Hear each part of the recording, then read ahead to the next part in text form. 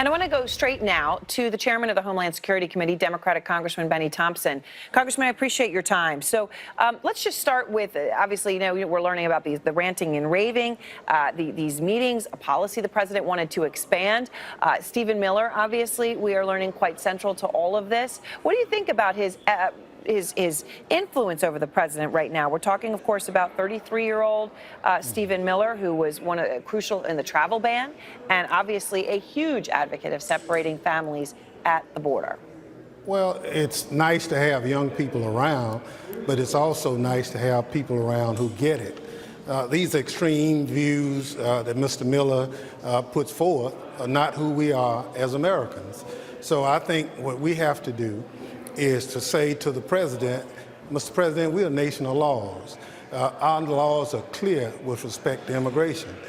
Anytime you try to make those laws out to be something other than what they are, then you exactly have the chaos that we're having along the border now. So when we're reporting tonight that the president wants to expand the separating families at the border, and in fact he wants to do that to families that come in at legal ports of entry, families seeking asylum, do you think he has the right to do that, Chairman? Well, absolutely. This family separation issue is what really brought all the conflict and chaos at the border to the forefront. The president has to follow the law. No one is above the law. The courts have determined that many of the policies he's trying to implement are absolutely illegal. The return to Mexico policy, the Muslim travel ban that he tried. A lot of things that we are involved in is simply because the president wants to have his way. Do you think it's black and white on separating families? Oh, no question about it. Why on God's green earth would we separate children from their families? We are a better country than that.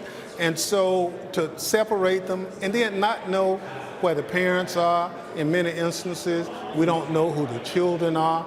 And so what I say to this administration, we have to get it right. You're doing absolute harm, not to just the people who are trying to get here, but to the value of what America means to the rest of the world. Now, obviously, this is something that when the president started doing it was roundly criticized on both sides of the aisle. Now we're hearing that what he's saying in some of these meetings, which have been so tumultuous and explosive, where he's been ranting and raving, is that he thinks it works. It will deter people from coming to the United States if you separate families. Obviously, well, if you look at the statistics, it's having the opposite effect. And so what we have to do is to say, look, you can't cut off the State Department monies to the Northern Triangle countries. You can't meter people who are coming to the border. You can't have the return to Mexico policy. All these things have been created by this administration.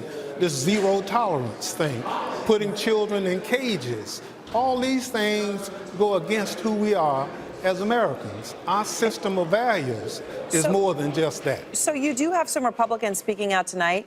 Chairman of the Senate Homeland Security Committee, your colleague, Republican Senator Ron Johnson, says, I'm concerned with the growing leadership void within the department tasked with addressing some of the most significant problems facing the nation, referring, of course, to Nielsen.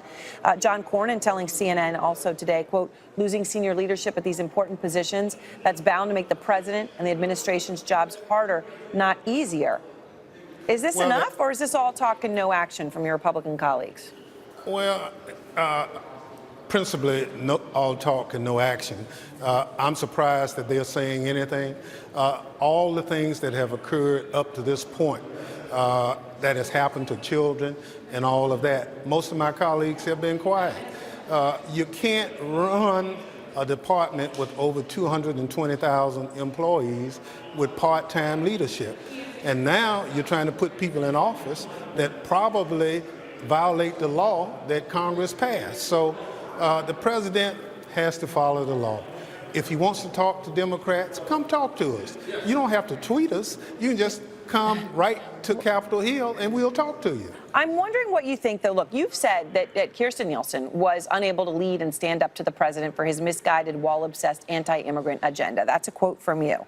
But we're learning that Nielsen, despite all the times which I showed, and there's many more of them, right, where she said exactly what he wanted her to say, when he wanted her to say it, she did push back at the president in these meetings. She said the law wouldn't allow it. Now, maybe she might try to find workarounds within the law, but she wanted to stay with the rule of law. She's gone. What if her replacement, her full replacement, when there is one, doesn't even try to cite the law? Could this get worse, in your opinion? Well, there's no question. He's trying to find a puppet to run the Department of Homeland Security. We have to have professionals. We are a nation of laws. So to put anybody other than a professional in that position is doing a disservice to the men and women who put their lives on the line every day. So I say to the president, don't send us a puppet to run the Department of Homeland Security. Send us a professional. All right. Thank you very much, Chairman. I appreciate your time tonight. Thank you.